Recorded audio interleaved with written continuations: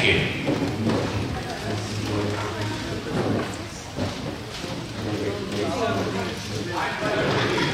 To the flag of the United States of America and to the republic for which it stands, one nation, under God, indivisible, with liberty and justice for all.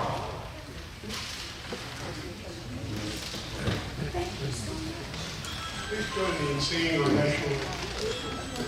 Oh, say, can you see by the dawn's early light what so proudly we hailed at the twilight's last gleaming, whose was Christ and bright stars through the perilous fight, o'er the ramparts we watched were so gallantly streaming, and the rockets red glare fell on bursting in air. They proved through the night that our flag was still there.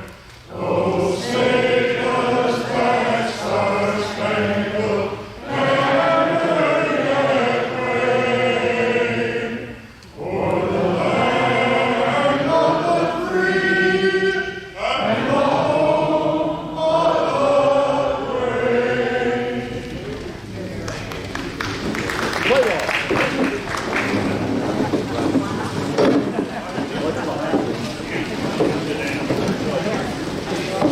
And in just a few minutes, here he comes, Dr. Martin Brown.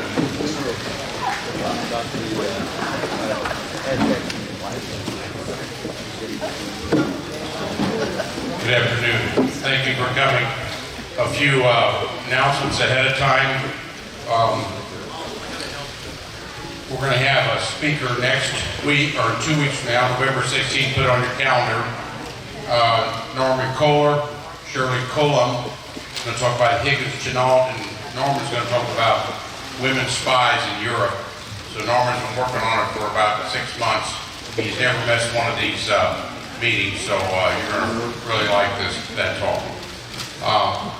You got to try to sign up. You got to call my wife or text her or email her, just because sometimes they won't give you your sandwich if you haven't signed up. So if you tell her that, and maybe we'll try to do the prayer a little sooner so you don't have to wait to eat. We don't want this food to get cold.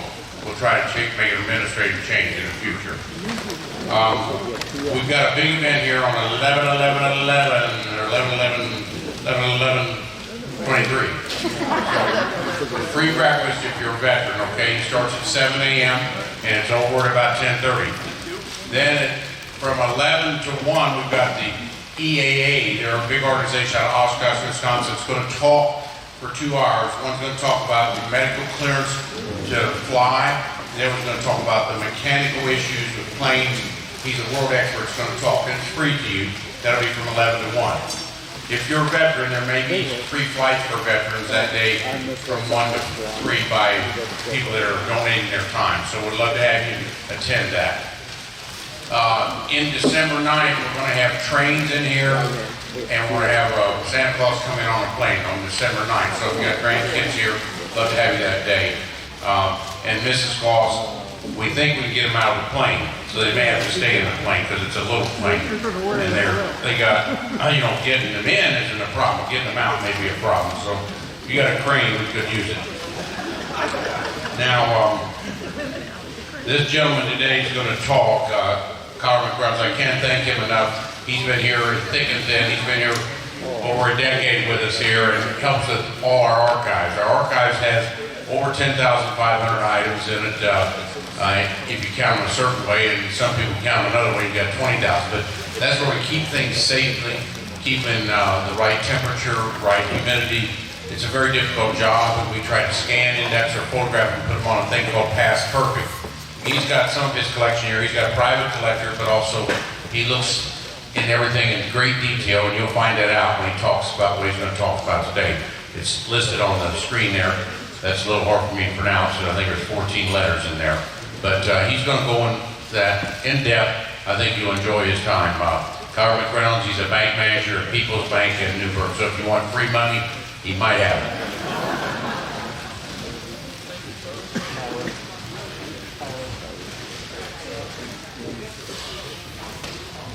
Well, thank you everybody for coming out today. Appreciate braving the cold weather. I know we have this cold snap going on right now. So again, my name is Kyle McReynolds. I've been involved with the museum for over 8 years now. As Mark said, I help with collections. I also manage our social media. I'm born and raised in Evansville. I currently live in Newburgh, Indiana with my wife and my 2 kids. Been a big history buff my entire life. Growing up, my grandparents, on both sides of the family, were big history lovers as well as my parents. So we spent a lot of my youth visiting historical places and museums. So that's kind of where my love of history comes from. Specifically, naval history was when I was a child. Bob Ballard discovered the German battleship Bismarck. And one of my classmates' father was a supporter of Woods Hall Institute and gave a wonderful presentation that basically inspired me for the rest of my life in this area of history. So today, I'm the last 5 or 6 years I've been an avid collector of World War II naval photography. So a lot of the photos that you're going to see in this presentation today actually come from my private collection. Specifically, Germany documented everything, personally and professionally. So they're one of the easier nations to actually show a lot of these photos from because they took a lot of photos.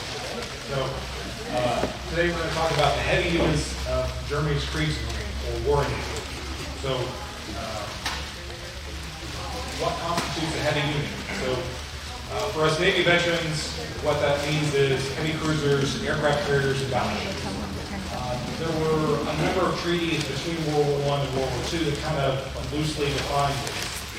Basically, for the Germans, any ship more than 6,000 tons was classified as a cruiser. Called a battleship is a heavy unit. And the carrier over 23,000 tons was considered a large unit instead of a light unit. So the Washington Naval Treaty in 1922 was the world's first basically military arms limitation agreement. There was, after World War I, there was going to be a massive naval race, again, which kind of led up to World War I, and the naval powers of the world came and agreed not to do that. They basically not build ships for 10 years. Then they had the London Naval Agreement in 1932. At this point, Germany's politics changed, and eventually Germany and Great Britain had their own separate agreement in 1935 that also set some of these guidelines. So, a brief history of Germany's Navy before World War II. And I'm going to let this mean here, there's a lot to go over that we're not going to go into today. It kind of starts. The Imperial German Navy, the Kriegsmarine, was founded in 1867 with the unification of Germany. The growing nation had a surprising foreign influence on its future growth. That lady. And if you don't know, that's Queen Victoria of England. She was rather proud of her navy. And she was rather proud of sharing that with her 2 grandsons, future Kaiser Wilhelm II and his brother, Prince Henry of Prussia. That is Kaiser Wilhelm in a British Grand Admiral's Navy uniform, and he had that title ceremonially until the war began in 1914. His brother, Prince Henry, served his entire military career in the German Navy, and he even commanded the High Seas Fleet before the beginning of World War I. So her influence on her 2 grandsons led to the naval arms race between Germany and Great Britain that indirectly led to World War I. The Great War and the High Seas Fleet, I'm not going to try to cover that whole thing and as part of this thing because it's out of the scope of this. But these are photos of Germany's High Seas Fleet during their yearly summer exercises. By the beginning of World War I, they had the 2nd largest navy in the world, only under Great Britain. They did have notable engagements, the Battle of Helluland and Bly, most importantly, the inconclusive Battle of Jutland, but eventually Germany lost the war. So the Treaty of Versailles and the Great Scuttle. This photo here shows an event they call Der Tag in the German. That is the official surrender of the German Navy. Eventually, most of the modern units of the Imperial German Navy ended up in Scapa Flow in Scotland, where they were interned. On June 1st, 1919, news had been passed to the German Admiralty at Scapa Flow that the fleet was going to be turned over to victorious allies, and the ships would be dispersed between the different Great Britain, United States, France, etc. Instead of surrendering their ships, they scuttled them. All but one battleship was lost, the SMS Bayern. So it's controversial at the time, but German crews and officers believed this would save their honor. So this left the German Navy in an even more precarious position, because the ships that they lost at the entry had to be replaced by the ships that they already had back in Germany. So the German Navy shrunk even further after the Treaty of Versailles. So, the Anti-Warriors, the Kriegsmarine. So, with the signing of the Treaty of Versailles, German Navy now had the Kriegsmarine, which was limited to 6 pre-dreadnought battleships, 6 light cruisers, 12 destroyers, 12 torpedo boats, and no submarines, with a total officer and sailor corps of 15,000 individuals. They couldn't replace any of their ships for 20 years at no greater than 10,000 tons. Now, that doesn't sound like 10,000 tons sounds like a lot, but most dreadnought-class battleships by this time were well in excess of 20,000 tons. So pretty limiting in their ability. So we're going to talk about first the pre-nap ships. Schleswig, Holstein, and Schleswig were the 2 active units that were still in use by the Kriegsmarine at the beginning of World War I or World War II. So these ships predated World War I. Armed with 11-inch guns, about 14,000 tons, pretty limited. They were obsolete. Before World War I, these were referred to as 2-minute ships, because in battle they were expected to last about 2 minutes in combat against more modern ships. During World War II, these ships saw mostly training purposes and escort duty, and saw pretty limited use with the exception of one. Schleswig-Holstein was the ship that started World War II. It was given orders to open fire on ammunition facilities in a fort in the Polish port of Danzig. And so it fired literally the opening shots and then stayed in the port supporting German army units who eventually captured the city about a week later. And so these are, this one on, that's a personal photo of them cleaning an 11-inch gun, and then this is Schleswig, Holstein, and Schlesien as seen from the Panther ship Admiral Scheer. So the Deutschland-class Panther ship, also known as pocket battleships by the British term, were the first German ships, heavy German ships that were produced for the Reichsmarine after World War I. They were a truly unique hybrid design, and they're worth their own presentation in their own right, because they're truly, really unique ships. Panzer ship literally means armored ship in German, but their classification was changed to heavy cruiser when World War II started. They were unique where basically it was a cruiser that had battleship guns on it. It had 6 11-inch main guns, 8 15-centimeter secondaries, and torpedoes. Had a fairly good speed for a cruiser of its size and weight, between 27 and 28 knots. Now, these ships were supposed to be 10,000 tons. Even before the world's most important corporal came to power in Germany in 1933, the Reichsmarine was already pushing the limit, past the limits of the Treaty of Versailles. So Deutschland, which is the first ship of the class right here, and this photo is right after her completion, weighed slightly over 10,000 tons. When her specifications were known to the other powers at the time, this ship set off a mini arms race in Europe, mostly between France and Italy, who started with the Dunkirk class fast battleships, Then it led to the modernization of Italy's battleship fleet. Then they responded with building the Richelieu-class battleships. Italy responded building the Roma-class battleships. So it's, when I say they deserve their own presentation, there's a lot of politics that we go into these ships alone. And there were 3 ships of the class: Deutschland, Admiral Scheer, and Admiral Graf Spee. And then this is Spee returning to Germany with the Condor Legion in 1939. They were bringing home their combat units from the Spanish Civil War. And then this is a dock in Hamburg during the same time. So National Socialism comes to power, and the Kriegsmarine is changed to the Kriegsmarine. With the rise of Hitler, he quickly ignored most of the limitations of the Treaty of Versailles, quickly rebuilt his military, the army, the Luftwaffe, and of course the Kriegsmarine. Hitler went about trying to make this official, and in a roundabout way, knew France would never agree to anything, made a separate agreement, the Anglo-German Naval Agreement, that began earnest effort to rebuild their navy. Now, at the time, Grand Admiral Raeder was in charge, and he was a surface combat commander from World War I. So cruisers, battleships, destroyers, things like that. And that's what he wanted to build. So in earnest, Hitler and Raeder started trying to rebuild Germany's fleet. So these are 4 photos of the Spanish War intervention.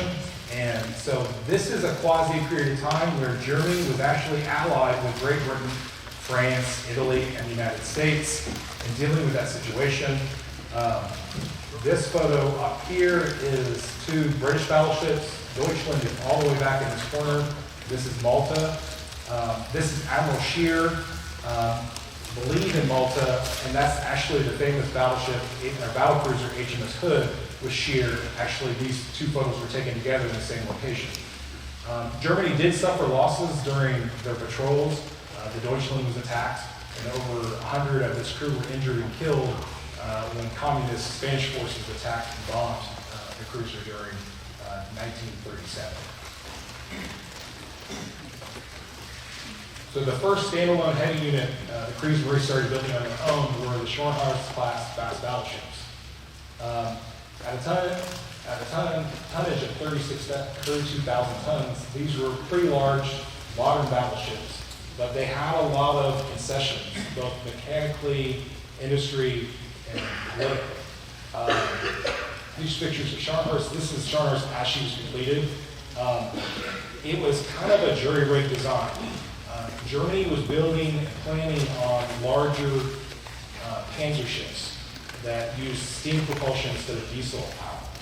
And when the Anglo-German Naval Agreement was signed, they quickly modified the design with a lot of armor and an additional main battery turret. This made these ships very out of balance, very prone and forward heavy. So when they were launched and they were sent into heavy seas, their main battery, especially the first couple of years, was almost unusable. Water would break over the deck and flood down into the decks below, basically making this machinery and the crews unable to work. They did some modifications, and those ships were eventually changed for their a little more combat. These are pictures of the battleship Gneisenau, Charles' twin sister. They called them the beautiful twins because when they were completed, they were nearly identical in appearance, which is kind of rare for warships. But eventually there were changes where you could easily tell them apart. So the next part of the Anglo-German Naval Agreement was Germany was allowed to build 5 10,000-ton heavy cruisers. And of course, they went way over that. I forgot to add the tonnage, but these ships ended up being about 16,000 tons each, well over the 10,000-ton limit. They were the second largest heavy cruisers of the entire war, only behind the USS Alaska-class battle cruisers, which were technically classified as heavy cruisers themselves. Those were armed with 12-inch guns. The German ships were armed with 8-inch guns. They were big, they were heavy, they were lightly armed, lightly armored, and they had lots of mechanical problems. These were not really a successful ship besides their guns. Their 8-inch guns were considered some of, if not the most accurate type during World War II when the Allies tested a variety of them after the war. You can see this is Admiral Hitler under construction, and then this is one of their anti-aircraft guns. This is an example of, well, Germany's poor decision-making skills leading up to World War II and during World War II. On the left is the cruiser Lutzow under construction. This ship would be about 80% complete when Germany sold her to the Soviet Union, where she was never completed and actually surprisingly survived World War II, only to be sunk as a target by USSR afterwards. Additionally, her sister ship on the right, Seydlitz, was 95% complete when it was decided to scrap her as a cruiser and rebuild her as a light aircraft carrier, which was never done nor completed. So you have roughly 40,000 tons of shipped and time and material that was never used in combat. So we run next to the Bismarck-class fast battleships, arguably probably the most famous battleships of World War II. Obviously, Bismarck is up top. This is shortly after she was delivered, where she's actually sailing down to have her radar and topmast instruments installed. They're not quite up there like you can see in the bottom here, turrets. These were, until very recently when the Queen Elizabeth carriers were completed by the UK, these were the largest warships ever built in Europe. At its bare bones, 41,000 tons, up to 53,000 tons, probably turrets by the end of the war with all of her additional anti-aircraft guns, probably pushing 57,000. They were armed with 8 15-inch or 38-centimeter main guns, 12 15-centimeter secondary guns, and 42 anti-aircraft guns, with a respective speed of 30 knots.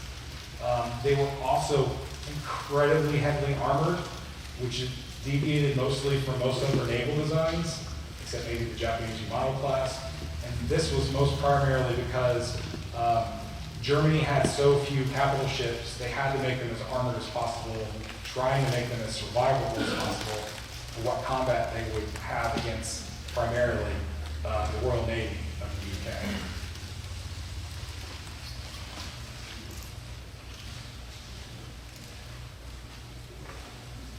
Then we have the Graf Zeppelin, the only completed carrier by the Kriegsmarine during World War II, was never officially completed, never even had an air wing, because the Kriegsmarine and Hermann Göring's Luftwaffe had never come to agreement on who was going to control the planes and the pilots that would serve on the ship.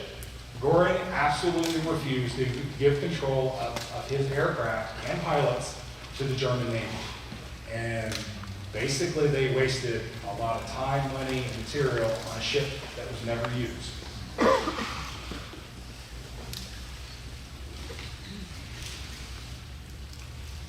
So now we enter combat. Now, I have the original photograph over here at the table. This is a personal photograph from a crew member of the SS City of Flint.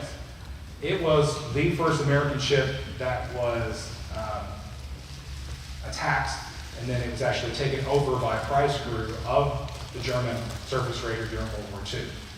Prior to the start of the conflict, Hitler knew that the war was going to start on particular dates, so he sent Deutschland and Graf Spee into the Atlantic to be ready to enter combat situations. Deutschland had the North Atlantic and Graf Spee had the South Atlantic. So on October the 9th, 1939, the city of Flint was taken over by a prize crew. It has its own pretty interesting history. The ship was then sailed to Norway, and at the time the USSR was an ally, so then they tried to send the ship to the Soviet Union to intern the crew. Soviet Union refused, went back to Norway, where Norway was like, why is this ship back? And why do you have people here? You can't do this. And so then they interned the cargo ship, took the Germans off, and gave the ship back to the American crew. The ship went back to the United States, sadly, only to be sunk 2 years later by a German submarine. Germany's first loss of the heavy unit was the Admiral Grash Bay. Like I said, in the very beginning of the war, she was sent on a merchant raiding mission which dived into the South Atlantic as far as Madagascar.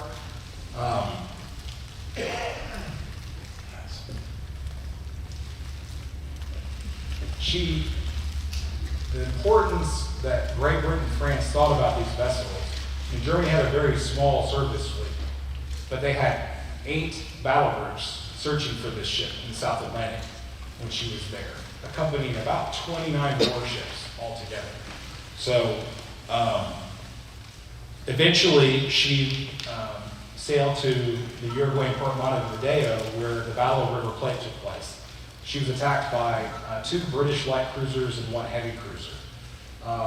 Unfortunately, in the sense on the German side of things, her commander, while highly respected, Captain Langsdorff, he was a submarine commander for most of his career, so he wasn't the most experienced surface ship commander, and he made some poor decisions.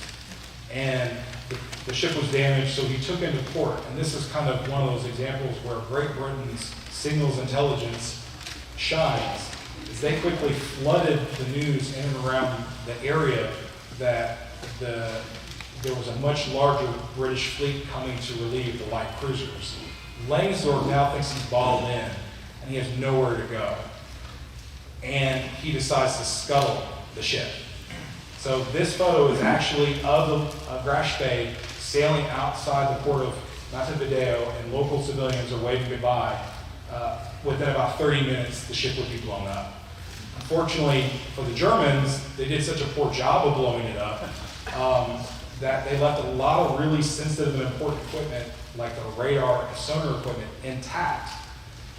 And so after the crew was entered, the British were able actually to show up and take apart some of this equipment and provided a lot of intelligence on the capabilities of the German Navy.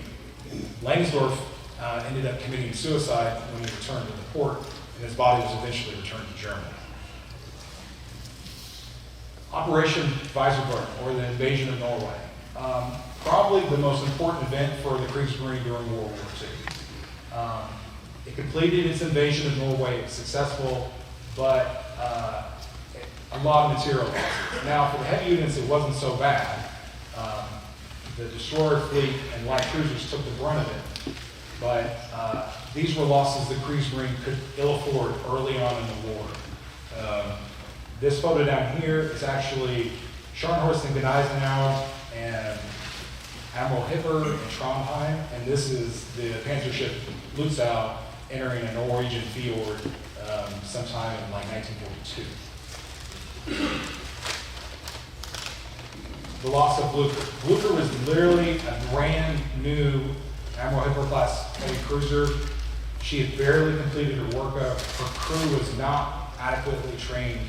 And during the invasion of Norway, they sailed her into Oslo harbor, where she steamed past a rather antiquated coastal defense fort armed with 2 11-inch guns and torpedoes from 1899, if I remember.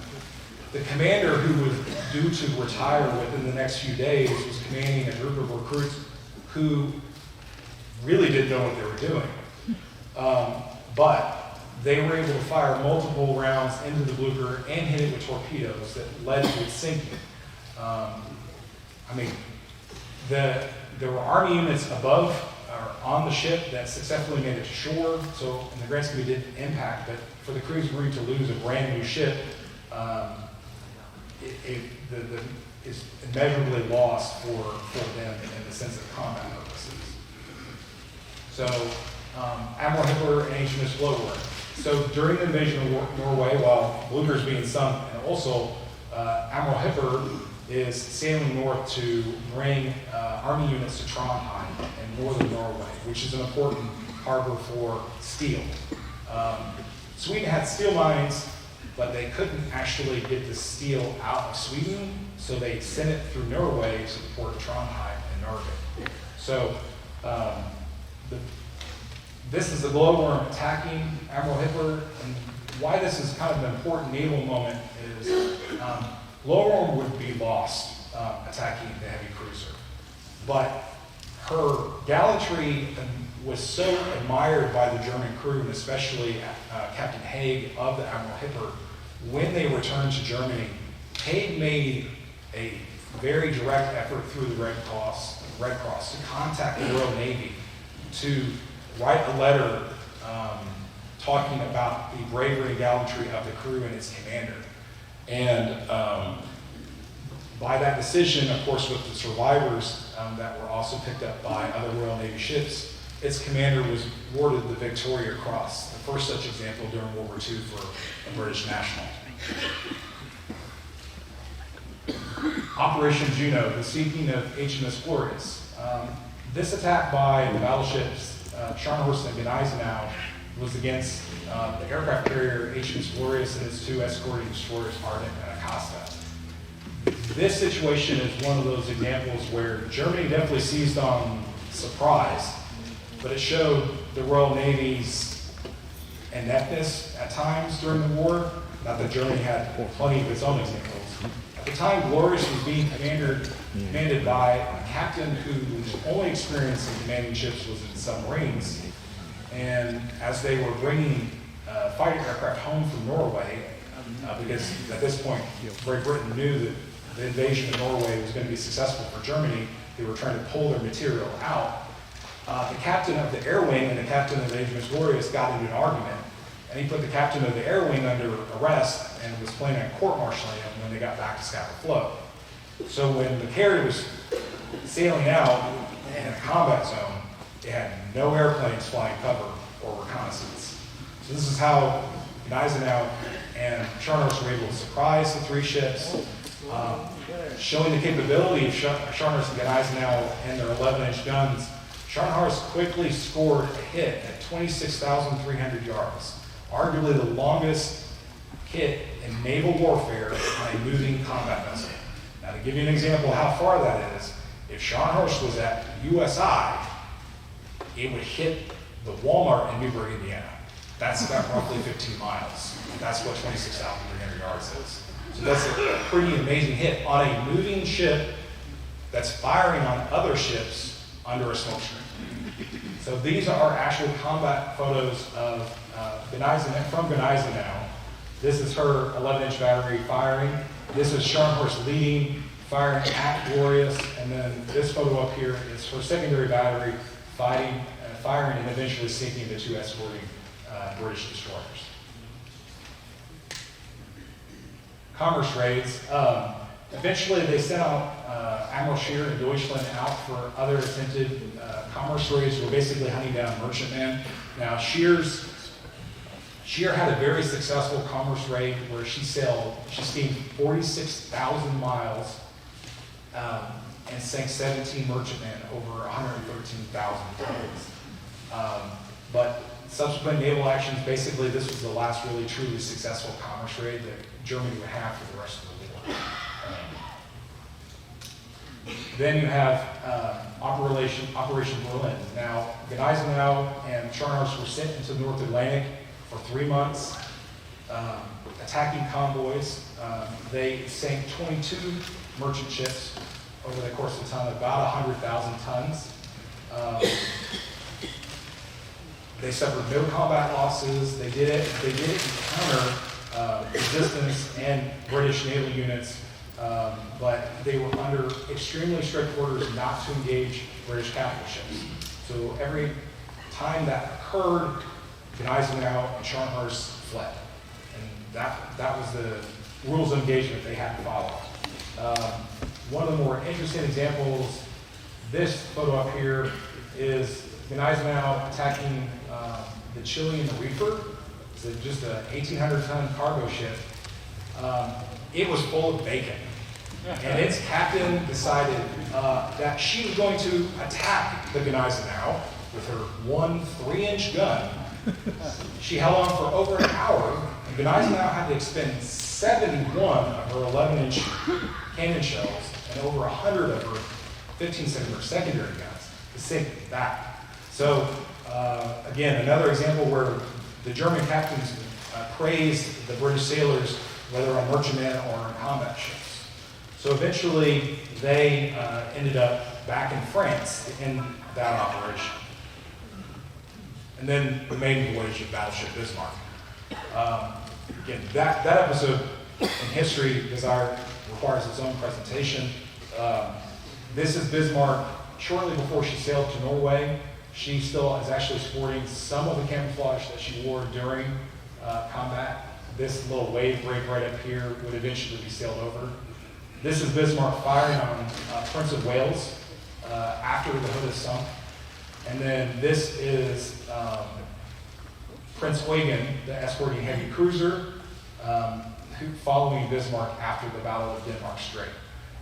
When the battle began, Prince Eugen was actually leading Bismarck, and the two actually at a distance have a very similar appearance. So Hood and Prince of Wales initially thought Bismarck would be the leading ship, so they're firing and focusing on Prince Eugen, and allows Bismarck to fire pretty much unattested.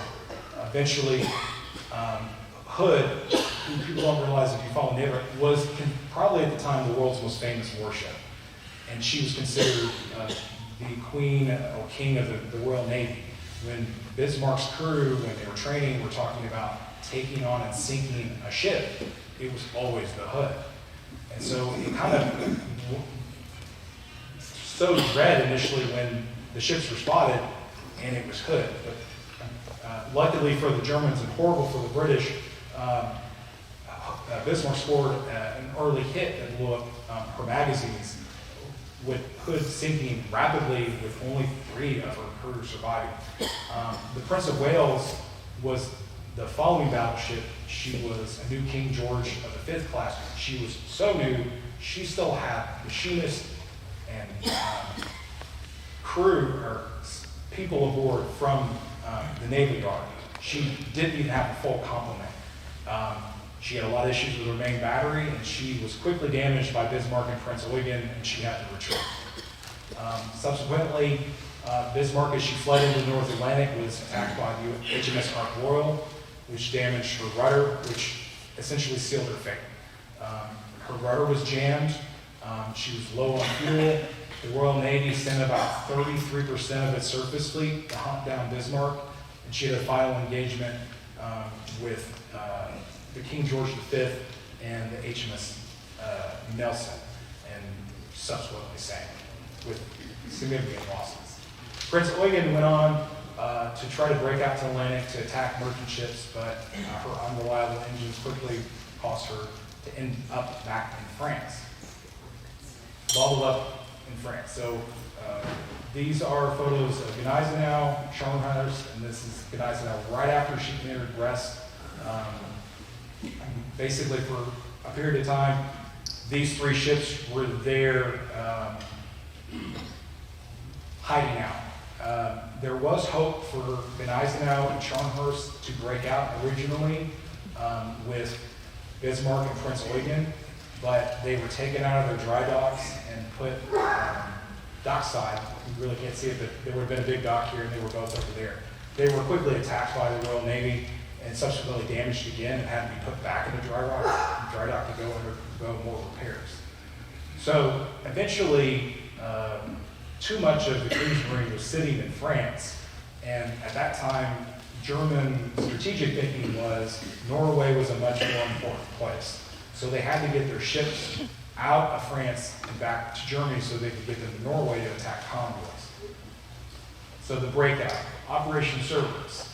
So arguably, this is probably the Kriegsmarine's finest hour during World War II in the sense of they didn't sink any ships. Actually, Gneisenau and Scharnhorst were both damaged. But they steamed up the Straits of Dover, right past the home fleet of the British Navy and the Royal Air Force, and they got home with just 2 mine hits, which sadly were actually German mines, not British mines. The British were so ill-prepared to handle the situation that Germany did, and there were so many confluence of errors, people not communicating over radio, they had sighted the German ships. It's also an example, a very rare example of the Kriegsmarine and the German Air Force working together. The German Air Force provided constant air cover for 3 ships during the battle, including the person that was in charge of that is the famous German Air Force General Adolf Galland. He was the one that was directly in charge of that, so it's kind of not surprising they were successful in that aspect, because they had the best commander on it. So in this photo, you can see Prince Eugen, and then following Scharnhorst and Gneisenau in the front. This is Prince Eugen, and this photo is during Operation Cerberus. She's painted really in a dark kind of bluish gray. Lots of anti-aircraft guns added, including this quadruple 20mm set here. And then this photo up here, this gentleman right here is actually filming the battle as they're attacking combat ships from the Royal Navy that are coming out to try to sink the battleships. And then, of course, the father.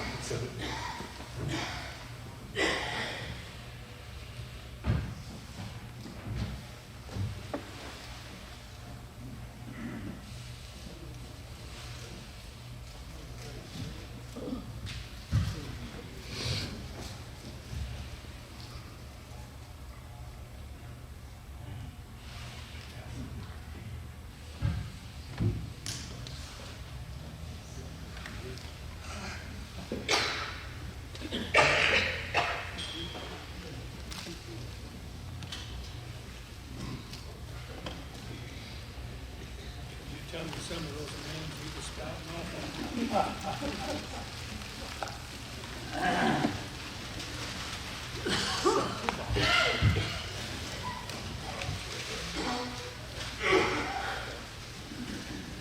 So then,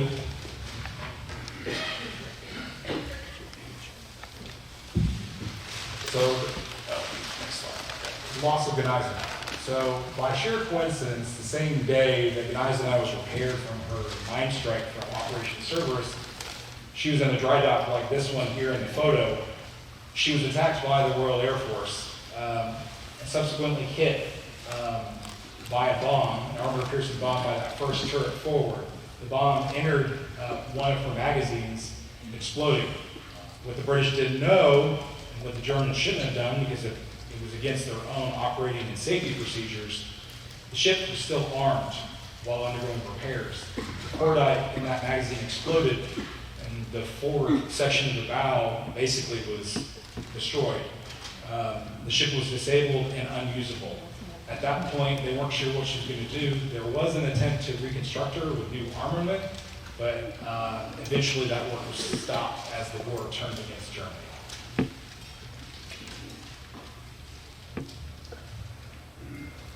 So anti-convoy duty.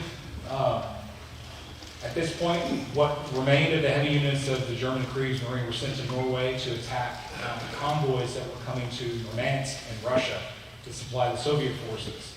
The picture on the left is Admiral Hipper and Admiral Scheer, and actually their unsuccessful breakout to attack the convoy during the Battle of Barents Sea. And then the picture on the right is the battleship Tirpitz, Admiral Hipper, I believe Prince Eugen during the attack on PQ-17. These two moments are important because the breakout of Tirpitz for PQ-17, surface units actually never met any of the convoy or British escorting forces, but the fact that they were there scared the British so much they scattered the convoy. And subsequently, in the following days, nearly the entire convoy was destroyed by submarines and aircraft. It was such a bad loss that Churchill personally decided that they would not send any more convoys to Russia for 6 months. Subsequently, 6 months later, Hipper and Scheer were sent out, and the Battle of Barents Sea took place. It was so unsuccessful for the Kriegsmarine, Hitler was furious and ordered the entire surface fleet of the German Navy to be scrapped. Admiral Raeder resigned in protest. Karl Donitz was promoted to Grand Admiral of the Kriegsmarine. He was able to convince Hitler to change his mind, but basically the force took a completely different direction after that. So the sinking of Scharnhorst. December 26, 1943, Scharnhorst was sent alone, unescorted with no aerial recon, to attack a British convoy heading to Murmansk. She quickly was found by a group of British light cruisers. Unknown to her, to Scharnhorst, because in that initial attack her radar was damaged, The British battleship HMS Duke of York and its escorting light cruisers and destroyers were close by, and the British light cruisers were pushing Charles into the direction of this other force. She was quickly attacked and overwhelmed, and finished off with 5 torpedoes, which caused a magazine explosion. Only 36 of the crew survived. It was such a harrowing battle on the British end because the Charners kept fighting the entire time. Guns were still going off as the ship was sinking. That the British admiral in charge of Duke of York. Oh, we just lost it.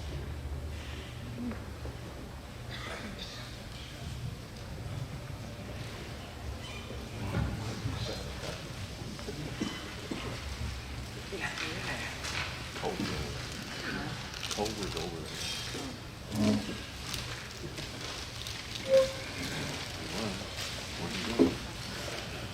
So I'll try to sum up, kind of, obviously we're having a computer problem summing up here. So all these ships, what did it mean? So in the sense of strategically looking at World War II, the construction of these ships was actually a benefit for the Allies. During their combat, they sunk 1 battlecruiser, 1 aircraft carrier, 4 destroyers, 2 auxiliary cruisers, and 65 merchant. Now, these ships did require the Royal Navy, America, and Russia to put a lot of resources into containing and protecting them.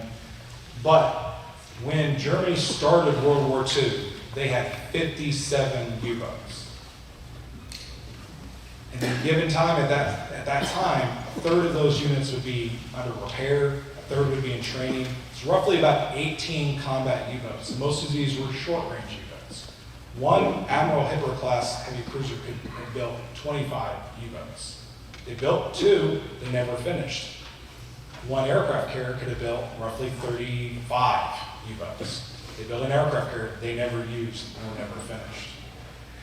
During the Anglo-German naval agreement, Great Britain gave away the ability for Germany to build up to 70% of the Royal Navy's submarine force. But you had people like Admiral Raeder, who was in charge of the Kriegsmarine, who was a surface guy, he was a battleship guy. He wanted to build these big, huge, heavy battleships. And then you had people like Carl Donuts, who replaced him, who was a submarine guy, begging for submarines. Hitler liked big, expensive warships. Battleships were a sign of prestige at that time for every nation that could afford to build it. They were a propaganda piece. They were expensive to build. They provided a lot of jobs. So on a propaganda and economical standpoint, building battleships was kind of important if you could afford to do it.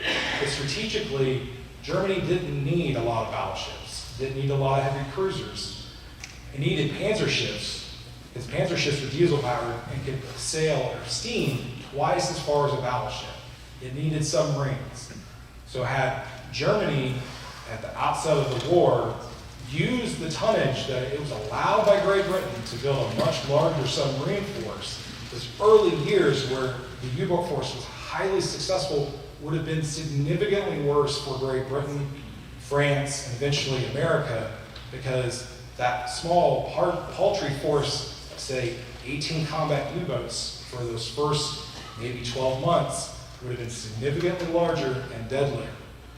So, as you know, in the sense of armchair admirals, when we can look back at history in hindsight 2020, the heavy units of the Kriegsmarine, the men who served on these ships fought gallantly, but strategically, their construction was a benefit for the Allies, because those materials, men, and time spent on them instead of building submarines or other surface units that could have been more useful for Germany. Now, doesn't mean Germany shouldn't have had a surface fleet. You had to have surface ships to protect ports and other avenues of attack. The same thing when World War I happened. People said, they should have scrapped the high-seas fleet and built only submarines. If you don't have any surface fleet, somebody can attack you in impunity above water, and then what's the point of having submarines? So couldn't do away with it, but all said and done, for the 4 battleships, 5 heavy cruisers, an aircraft carrier they could have built over 375 brand new submarines during the war. And a lot of those would have been in the Kriegsmarine early in the war, that when it was much more important. Prince Eugen was the only heavy unit that survived World War II from the German Kriegsmarine. It was eventually expended as a target during the nuclear tests of Able and Baker in 1946. It survived both nuclear blasts, but was heavily radioactive and could sink. You can dive on that wreck today. It was recently worked on by the United States Navy because it actually had a lot of oil aboard. It was going to cause an ecological disaster. So the Navy actually drilled into the ship and pumped out nearly all of its oil. Parts of the battleship in Eisenhower you can actually visit after it was damaged beyond repair. Parts of the ship, including its rear turret, were shipped to Norway, where they built a coastal defense battery. And that turret still exists as a park and tourist destination in Norway today. Parts of the Grash Bay are in Montevideo, Uruguay, that you can see. And then, of course, Bob Ballard fighting the Bismarck. That site has been extensively studied, not quite as much as the Titanic, but it's been dived upon most of the time. So, sorry, I couldn't finish up with the pictures, but if you have any questions, feel free to come up after we're done eating and done and see the collection up here. And I hope you enjoyed the presentation. Thank you for your time.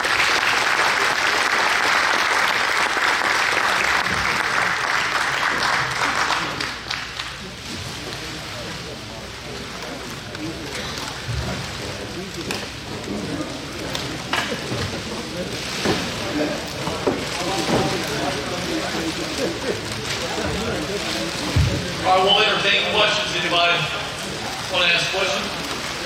Anybody? That's such a good job. All right, one other thing as you leave today, you'll notice the new building we have there at the entrance. We like to thank Habitat for building that for us. They've done a great job, Don and his crew, and so it's a new addition to the museum, and we're very thankful to have. Thank you all for coming out.